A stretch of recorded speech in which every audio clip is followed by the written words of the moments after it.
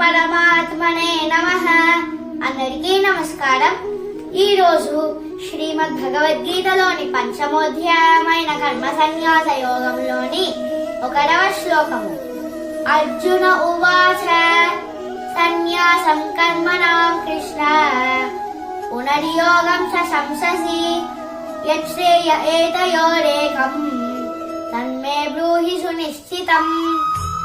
భావం: అర్జునుడు శ్రీకృష్ణ భగవానుడితో ఇలా పలికెను: ఓ శ్రీకృష్ణ, నీవు కర్మ సన్యాస మార్గమును ప్రశంసించావు మరియు కర్మయోగ మార్గమును కూడా చేయమన్నావు.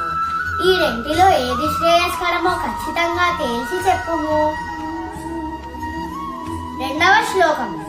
శ్రీ భగవానువాచ సన్యాసః కర్మయోగశ్చ నిశ్రేయసకరావుభౌ తయోస్తు కర్మ సన్యాసాత్ కర్మయోగో విశిష్యతే.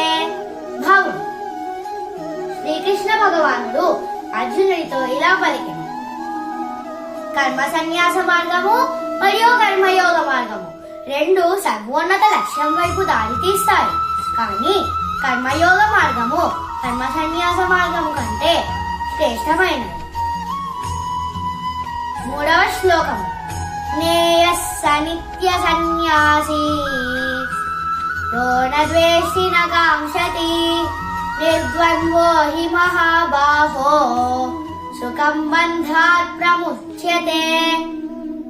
భావం: శ్రీకృష్ణ భగవానుడు ఇంకా అర్జునుడితో ఇలా పలికెను: దేనిని ద్వేషింపక దేనిని ఆశించక ఉన్న కర్మయోగులను నిత్య సన్యాసులుగా తెలుసుకొనవలెను.